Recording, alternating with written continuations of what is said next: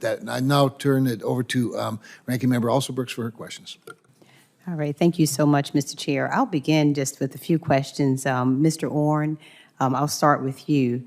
So many rural counties, including in Maryland, face unique challenges when it comes to roadway safety, like long stretches of unlit roads. We have limited emergency response and aging infrastructure. And I'm just curious about how you believe current federal safety programs are able to provide states, and whether you believe they are, with sufficient flexibility to effectively address these unique risks.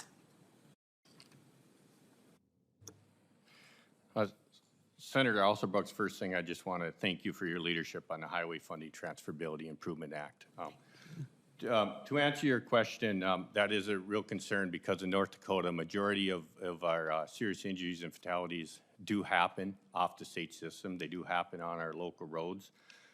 We did go through a series of a local road safety plan where we developed low-cost improvements for our locals that they could look at, and that would be highway lighting, that was striping, that was signing, that was some low-cost things that they could submit.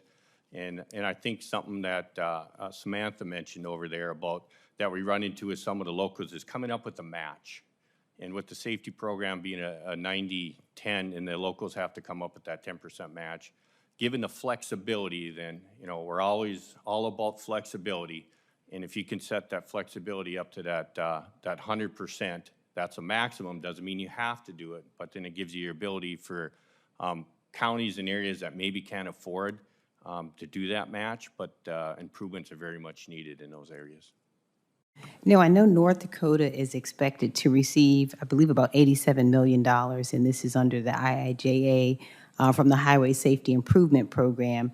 And I'm just wondering how well you believe the program is helping your state address the particular safety challenges that you face in rural areas, and what safety results has it been producing for your state? Senator, we develop our 5-year highway safety plan, and we follow through to that.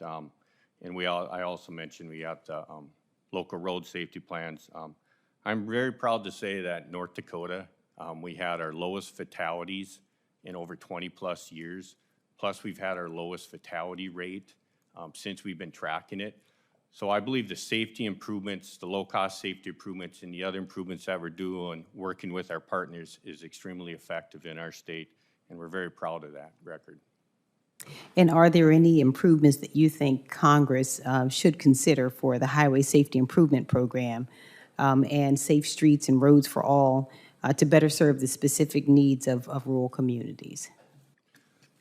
Other than the increasing the match up to that 100%, anything we can do to provide more flexibility to those locals is a good thing, and any way we can help them.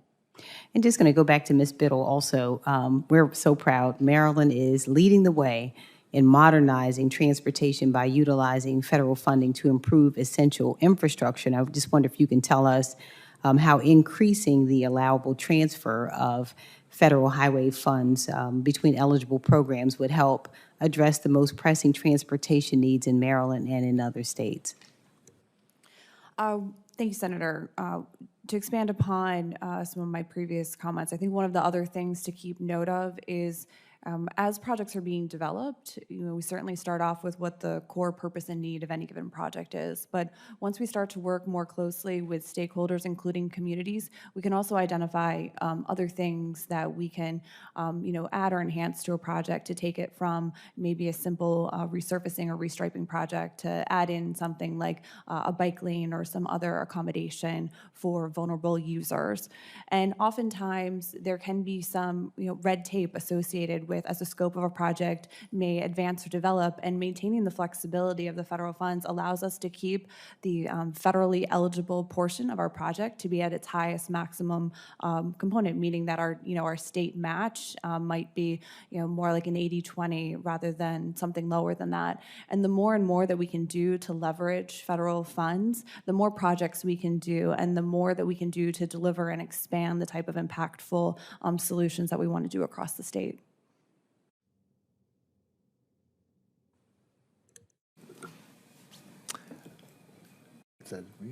for now. Thank you so much. Okay.